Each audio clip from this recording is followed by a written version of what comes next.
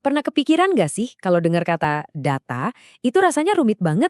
Sesuatu yang cuma buat orang IT atau ilmuwan aja gitu. Coba deh buang jauh-jauh pikiran itu. Yuk kita lihat literasi data ini bukan sebagai tugas teknis yang bikin pusing, tapi sebagai sebuah superpower yang penting banget buat kita semua di zaman sekarang. Tenang, Anda nggak sendirian kok. Kita semua pasti pernah ngalamin. Buka berita online atau lihat laporan kerjaan, langsung disambut sama lautan angka dan grafik warna-warni yang malah bikin kepala pusing. Nah, perasaan kewalahan itulah yang jadi titik awal petualangan kita hari ini. Dan ini dia solusinya, literasi data. Gampangnya gini, ini tuh kemampuan buat ngerti bahasa yang dipakai sama data. Tujuannya bukan buat jadi programmer atau ahli statistik, bukan. Tapi buat jadi orang yang bisa ambil keputusan dengan lebih cerdas, lebih yakin, dan gak gampang dibohongi. Oke, sekarang yuk kita bedah lebih dalam lagi. Apa sih sebenarnya yang dimaksud dengan melek data ini? Kita akan pecah jadi 4 keterampilan inti yang jadi pondasi dari kekuatan super yang satu ini. Coba deh bayangin kayak gini. Kita kan belajar baca tulis atau melek huruf supaya bisa ngerti cerita di dalam sebuah novel kan? Nah, melek data itu mirip. Tujuannya supaya kita bisa ngerti cerita yang tersembunyi di balik angka-angka. Supaya kita bisa lihat pola, tren, dan wawasan yang nggak kelihatan sama mata biasa. Jadi superpower ini tuh punya 4 bagian. Pertama, kita harus bisa membaca data.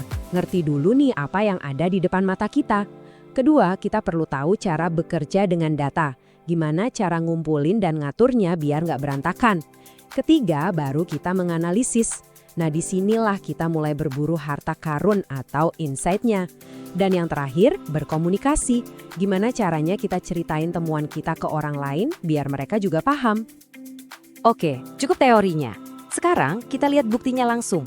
Kenapa sih skill ini tuh sekarang bukan lagi sekedar bagus kalau punya, tapi udah jadi sesuatu yang wajib punya buat semua orang saat ini juga. Ini tuh bukan cuma buat kerjaan loh. Setiap hari kita itu berurusan sama data. Smartwatch di tangan kamu ngasih data kesehatan.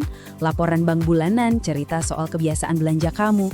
Bahkan waktu kita scroll berita, kemampuan buat kritis sama statistik itu bisa banget ngelindungin kita dari hoax. Ini udah jadi life skill. Nah, ini dia pergeseran yang paling fundamental. Dulu tuh mungkin banyak keputusan diambil pakai feeling atau kayaknya sih begini. Sekarang, keputusan-keputusan terbaik, baik itu di bisnis, karir, atau bahkan hidup pribadi, itu didasarkan pada bukti nyata.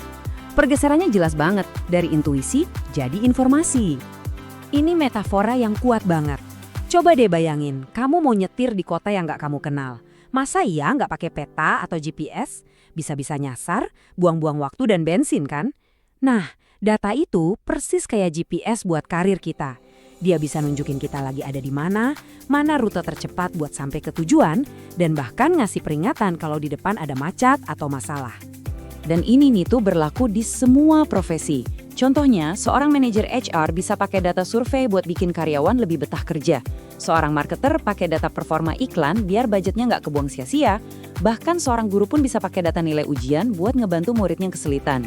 Jadi ini bukan lagi cuma dunianya para analis data aja.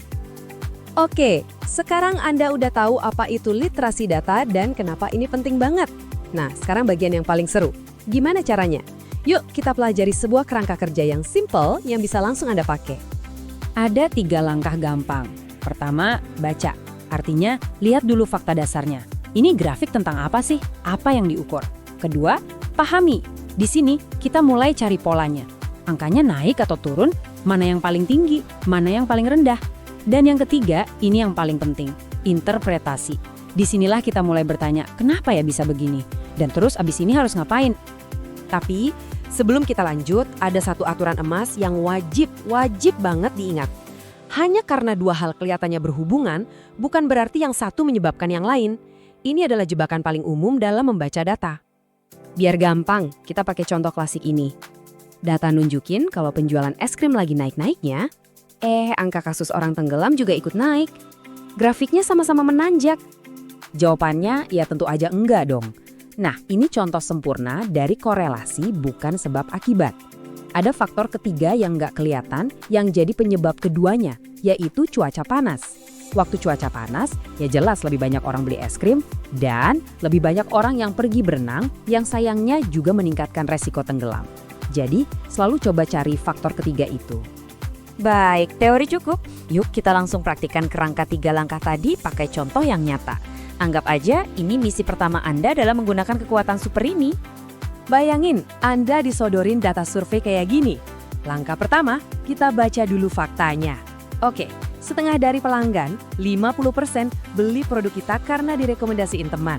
Instagram nyumbang 30%, terus Google Search 15%. Sip, faktanya kita udah pegang. Sekarang kita masuk ke langkah kedua dan ketiga. Pahami dan interpretasi. Wawasan atau insight-nya apa?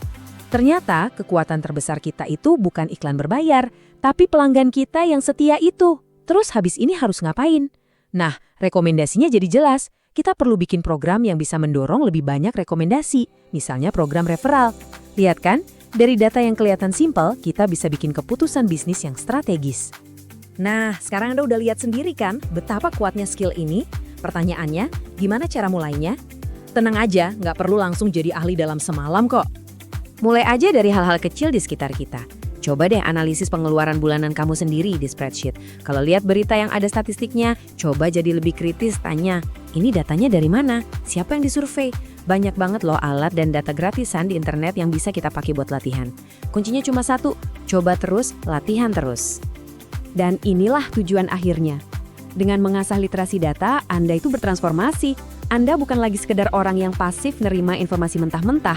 Anda jadi seseorang yang bisa ngobrol sama data, bisa mempertanyakannya, dan memakainya sebagai alat buat menavigasi dunia yang makin kompleks ini. Dan pada akhirnya, membuat keputusan yang lebih baik buat diri sendiri, karir, dan orang-orang di sekitar kita. Itulah superpower baru Anda.